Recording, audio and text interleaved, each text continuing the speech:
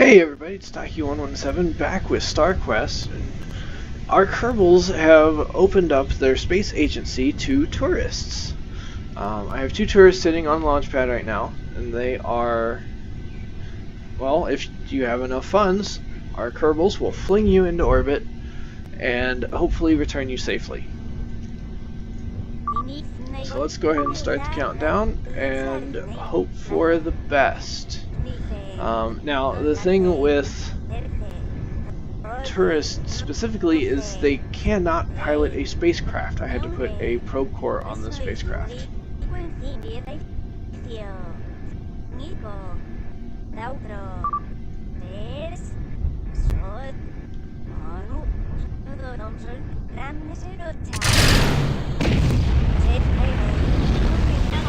And there we go.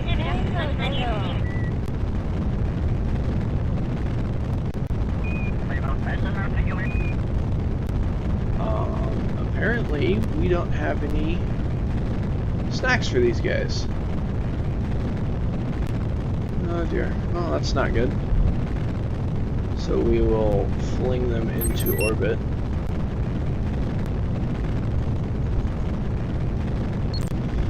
And then immediately turn them around and bring them back home.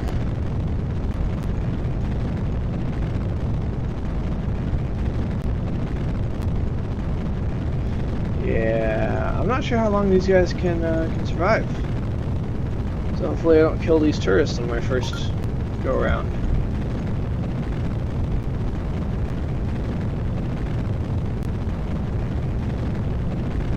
But the mission is not a complete failure. I did test the Maverick 5 at the launch site. That is this engine here. It's providing plenty of thrust.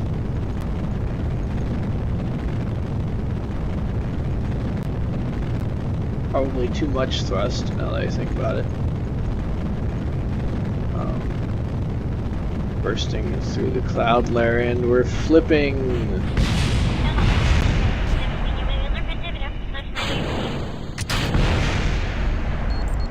Wonderful.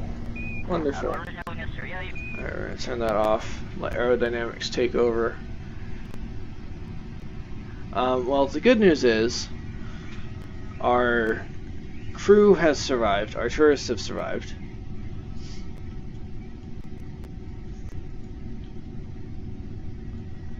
And they're now falling. Things are still exploding up there, but fortunately we did launch over the ocean, and that's kind of why we do this. Deploy the nose cone, the parachute is activated.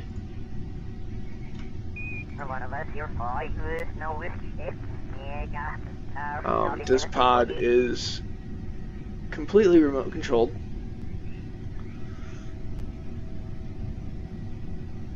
And everything after this point is completely automated. There we go, deploying our drogue chute to slow our descent, stabilize the capsule.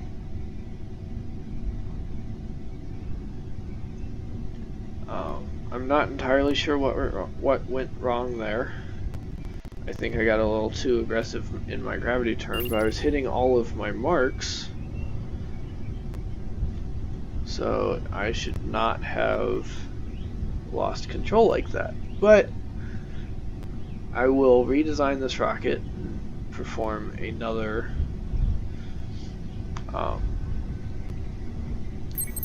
mission, and hopefully have, you know, snacks and refreshment for these guys. That's what tourists like, you know, they like snacks and they like food. They like food and they like water, refreshment.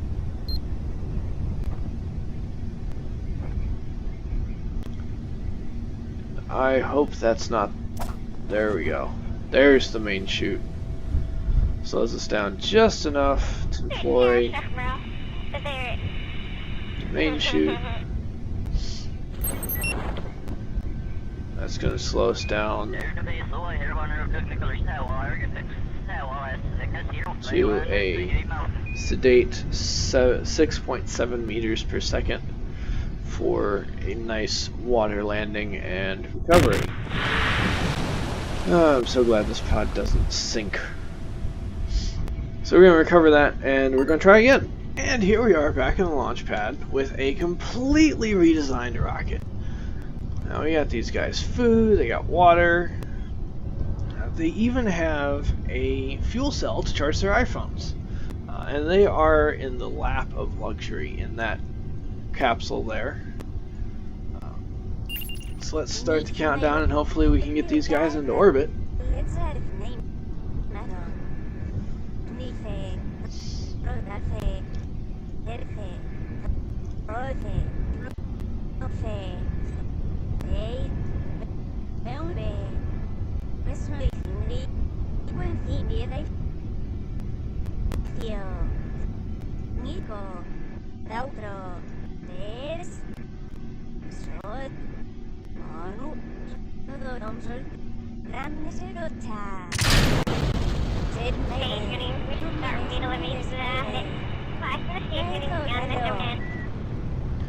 And there we are.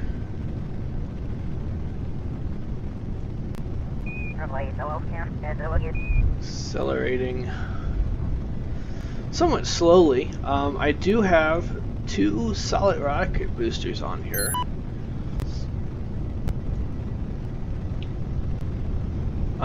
To kind of help out with my launch thrust.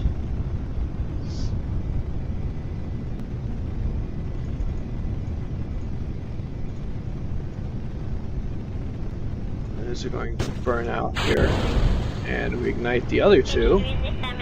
Much as those fall away, they are expendable, making a nice corkscrew as we go up. This effect is unintended, however, it doesn't hurt our rocket at all.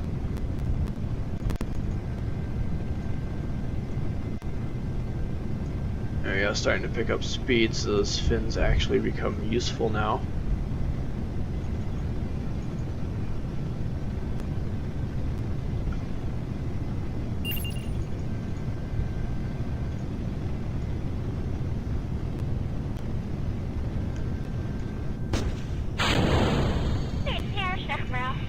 And our rocket is now under its own power. But now our thrust to weight ratio is greater than 1.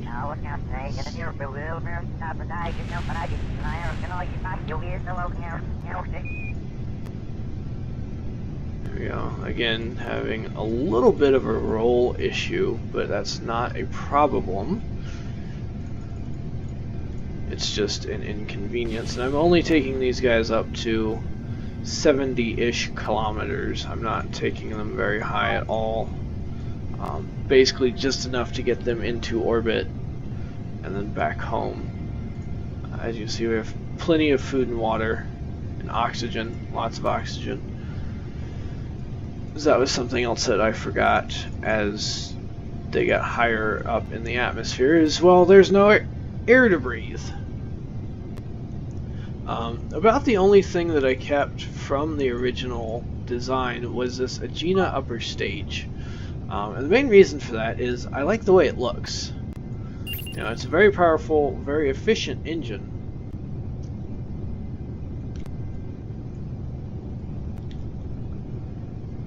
Okay, my time to apoapsis is still going up.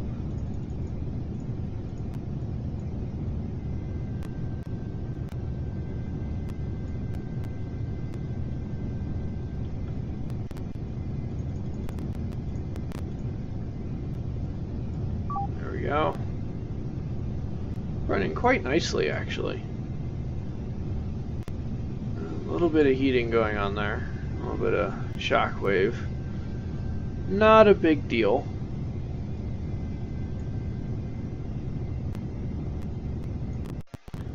Adjust my staging here.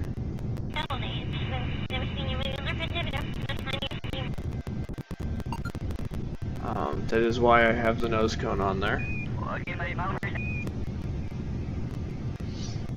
And there goes the first stage.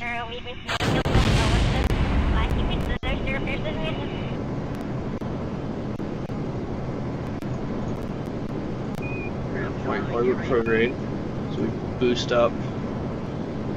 I have more than enough fuel in the second stage. I see lots of shock heating there, which is not an issue, at least not right now. I am very high in the atmosphere, and you can see it's already starting to dissipate. I didn't even get any overheat warnings, which is nice. 62, 63, 64 kilometers. Running quite nicely. These guys are pulling about a G1/2, 2 Gs. 74 and 75, and a little less than 75.5 kilometers in altitude. I'm going to go ahead and activate this fuel cell.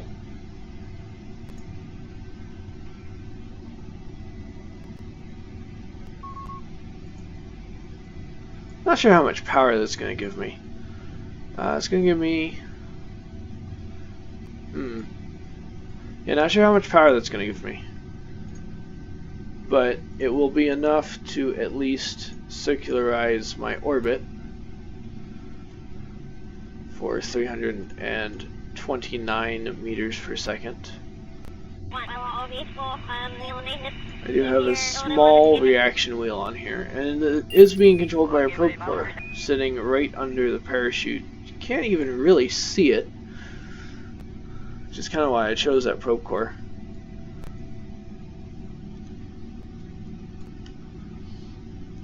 Getting some beautiful views here. Let's go inside and see what they see. A lot of black, just to be expected, but they wanted, you know, the space tourist. They wanted the space tourist experience. And unfortunately, these windows are really small. This is actually designed as an airliner capsule, or an airliner passenger compartment, which explains the small rounded windows. And the reason aircraft windows are rounded is to reduce shock stresses and compression stresses as the plane, and in this case the spacecraft, expands due to temperature changes in altitude and speed. We are going to... Okay, they have both been to orbit. We're going to go ahead and flip them retrograde. And we actually want to roll 90 degrees. And the reason I'm rolling 90 degrees is purely for aesthetic purposes. I want these guys to get a nice view of the Earth. There it is. Beautiful view of the Earth. He's enjoying himself.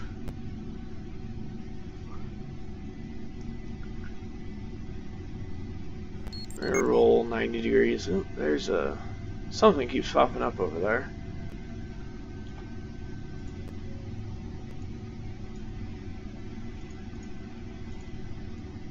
There we go. Now we're gonna roll 90 degrees. Beautiful view of the Earth out this window.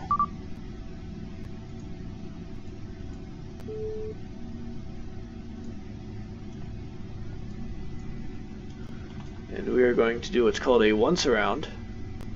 We're going to make one orbit around the Earth. See our communications bouncing between listening posts.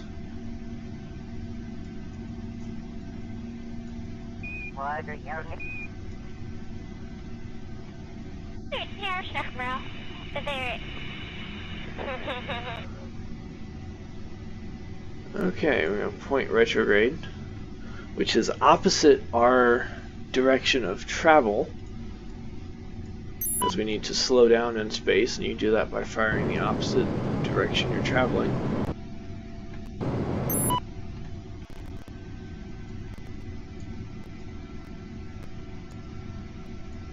These guys are going to land somewhere in Africa. So they also get to visit a foreign country.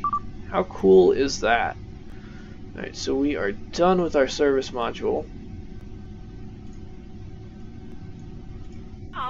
Actually, I just want to move that there. Parachute is activated. Still have plenty of food and water and oxygen. And power. And that's food. There you go. And power.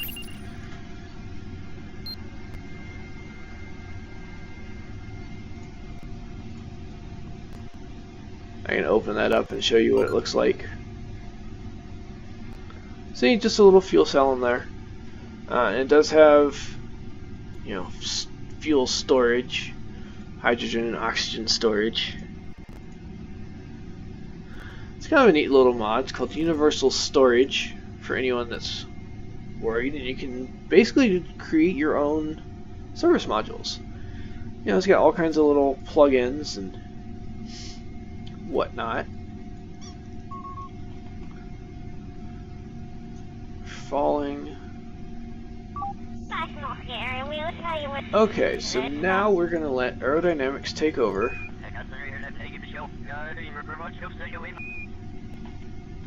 And hopefully keep this thing pointed in the right direction. If not, we're gonna have some problems.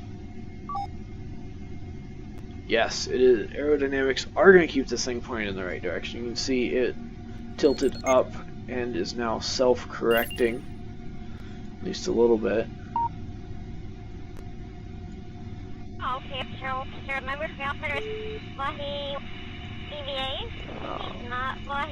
My parachute is activated and will deploy at 1500 meters, which should be more than enough altitude to slow us down to a reasonable speed. Let's see if we can get some shock heating here. Ooh, there goes the plasma.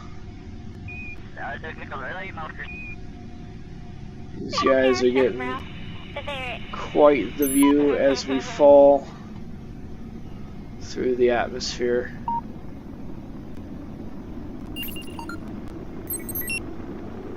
You hear the wind rushing.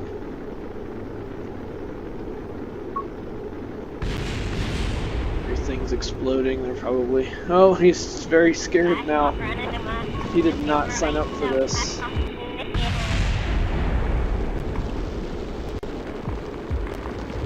Oh dear. It seems our capsule was not space rated. You can see our service module here. Oh dear. To be fair, there was not a whole lot I could have done for that.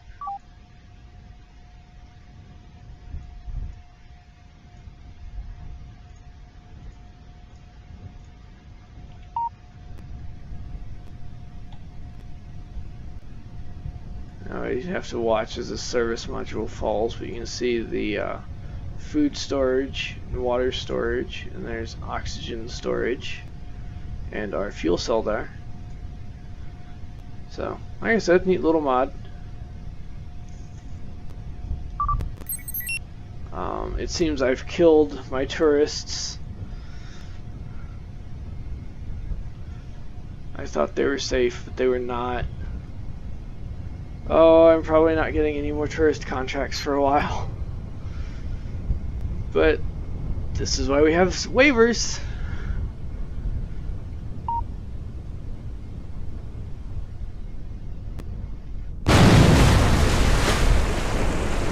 Hit the ocean 111 meters per second. Trying now to see if I can see any other debris. It does not look like there's any other debris. So we're gonna go back and we're gonna try again, I guess. And here we are on the launch pad. Our manned space flight, or rather our Kerbal space flight program has been put on hold while we figure out what went wrong. And I suspect that part of that was using a non-space rated rocket for space travel. So here we go, launching. We're starting the countdown. So we're going to put this one into orbit and hope for the best.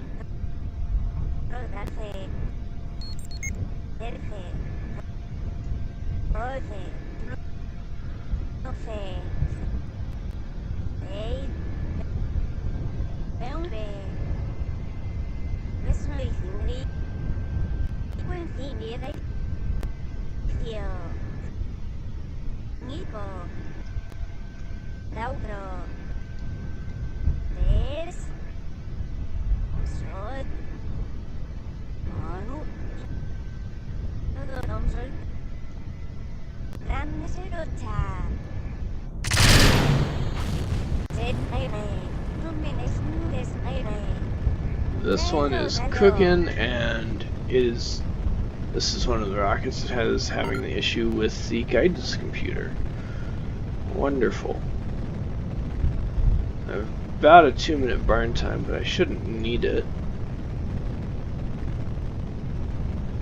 Look at this thing go.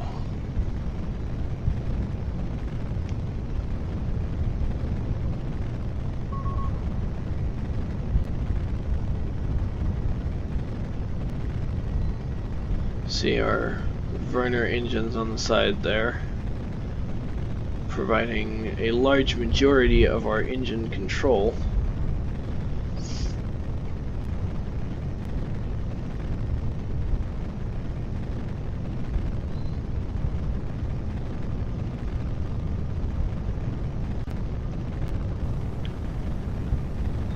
There we go. Right on glide slope.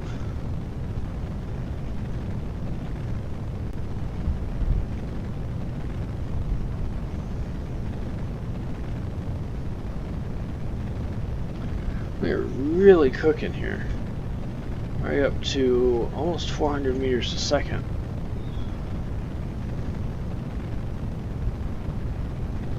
So we punch through the cloud layer.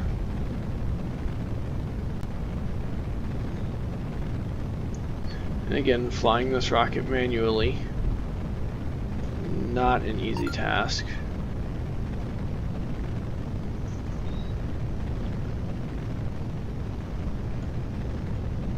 Especially given my rocket's penchants for flipping, destroying themselves.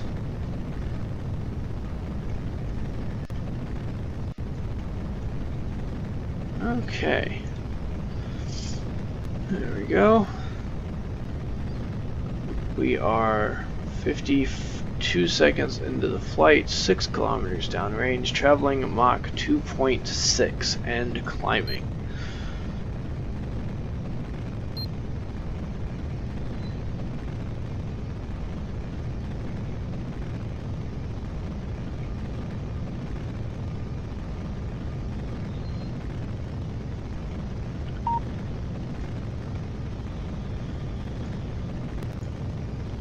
Now the reason our flames are off kilter here is because we are going up faster than we are going sideways.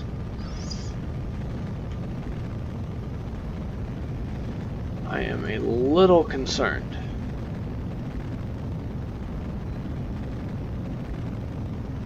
So we're at 27 kilometers.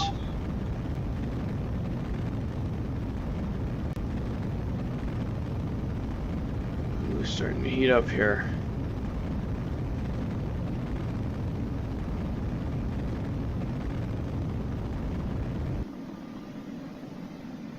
Alright, we're going to cut our engine and just coast the rest of the way.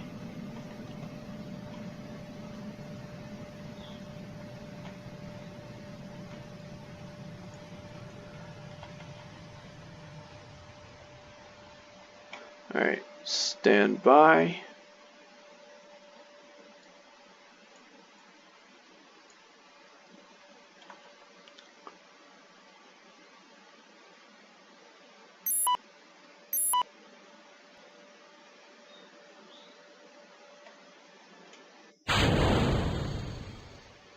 we go.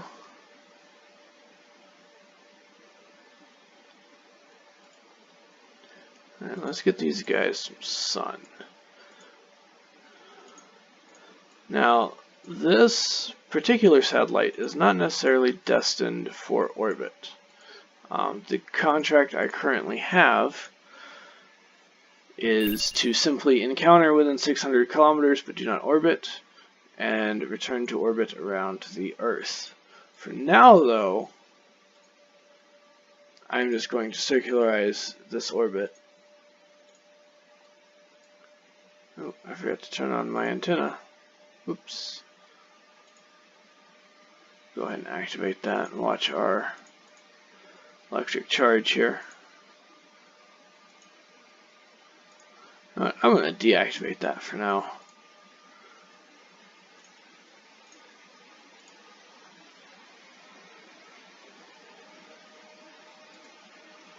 So I've also activated this hibernate and warp option and set it to auto. So anytime that my spacecraft warps, and there will be a lot of that going to the moon, it will enter a hibernation mode, and hopefully that will save some of my battery.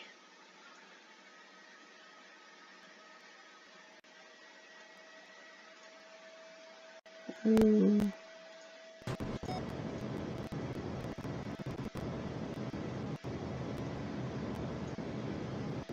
we go. Hopefully I didn't just screw myself up.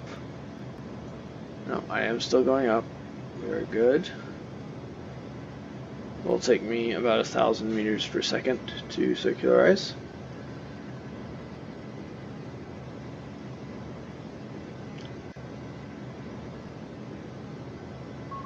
Which is more than enough in this particular stage.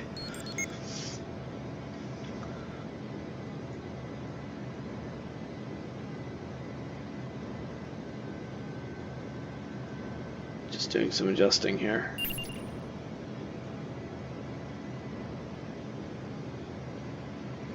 That'll leave me about 400 meters to transfer to the moon, and then another 400 to continue that transfer.